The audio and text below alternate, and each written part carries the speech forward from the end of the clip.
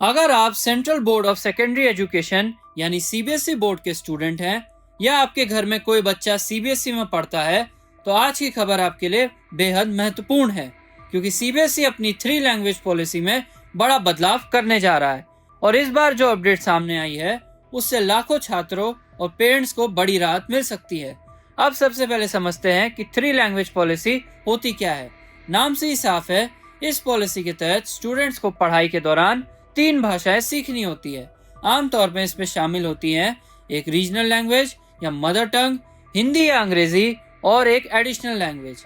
इस पॉलिसी का उद्देश्य यह है कि बच्चों को मल्टीपल लैंग्वेजेस सिखाई जाए ताकि उनकी लिंग्विस्टिक अंडरस्टैंडिंग और कम्युनिकेशन स्किल्स मजबूत हो।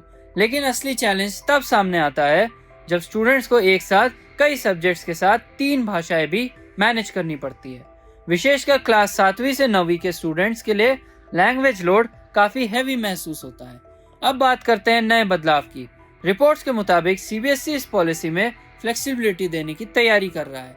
सबसे बड़ी राहत की बात यह है कि क्लास 7वीं से 9वीं तक पढ़ने वाले स्टूडेंट्स को कुछ केसेस में 2 फॉरेन लैंग्वेज के साथ कंटिन्यू करने या लैंग्वेज कॉम्बिनेशन में अधिक फ्लेक्सिबिलिटी मिल सकती है।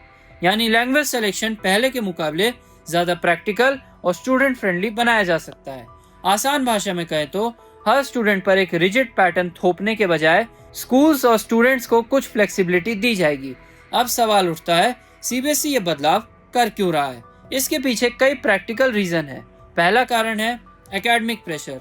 आज के समय में स्टूडेंट पहले से भी भारी सिलेबस, प्रोजेक्ट्स, असाइनमेंट्स और कॉम्पिटिटिव एग्जाम प्रिपरेशन के प्रेशर में रहते हैं। ऐसे में एक्स्ट्रा लैंग्वेज बर्डन कई बच्चों के लिए स्ट्रेसफुल हो जाता है।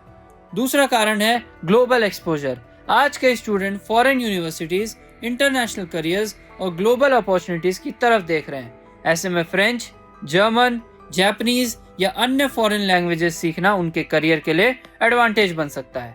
तीसरा कारण है स्टूडेंट की इच्छा। हर स्टूडेंट की लर्निंग कैपेसिटी और इंटरेस्ट अलग होता है। किसी को रीजनल लैंग्वेज में कंफर्ट होता है तो किसी को फॉरेन लैंग्वेज में।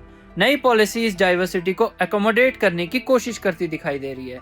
लेकिन यहाँ एक बात समझना जरूरी है, इसका मतलब यह नहीं है कि पूरी 3 लैंग्वेज सिस्टम जो है वो खत्म हो रहा है। बिल्कुल नहीं, पॉलिसी का जो मूल फ्रेमवर्क है वो बना रहेगा। बदलाव मेनली इम्प्लीमेंटेशन और फ्लेक्सिबिलिटी को लेकर है, यानी गोल अभी भी मल्टीलिंगुअल लर्निंग ही रहेगा। अब पेरेंट्स और स्टूडेंट्स के लिए इसका क्या प्रैक्टिकल मीनिंग है? अगर यह पॉलिसी पूरी तरह लागू होती है तो स्टूडेंट्स को लैंग्वेज सिलेक्शन में ज्यादा फ्रीडम मिल सकती है, अननेसेसरी एकेडमिक प्रेशर कम हो सकता है, करियर ओरिएंटेड लैंग्वेज चॉइसेस आसान हो सकती है, फॉरेन लैंग्वेज लर्नर्स को राहत भी मिल सकती है। यह खासकर उन फैमिलीज के लिए राहत है जिनके बच्चे ऑलरेडी इंटरनेशनल करिकुलम या फॉरेन लैंग्वेज लर्निंग में इन्वेस्टेड हैं। सीधे शब्दों में कहूँ तो सीबीएसई अब एजुकेशन सिस्टम को थोड़ा ज्यादा फ्लेक्सिबल, प्रैक्टिकल और फ्यूचर ओरिएंटेड बनाने की दिशा में कदम बढ़ा रहा है, जहाँ फोकस सिर्फ किताबों का बोझ बढ़ाने पर नहीं बल्कि मीनिंगफुल लर्निंग पर हो रहा है। अब सवाल आपसे, क्या स्टूडेंट्स पर 3 भाषाओं का दबाव सही है या स्कूल्स को लैंग्वेज में चॉइसेस देने में और फ्रीडम देनी चाहिए? आप नई सीबीएसई लैंग्वेज पॉलिसी को कितना यूजफुल मानते हैं? कमेंट करके हमें जरूर बताइएगा। प्रभातखबर.com, विश्वास वही, रफ्तार नहीं।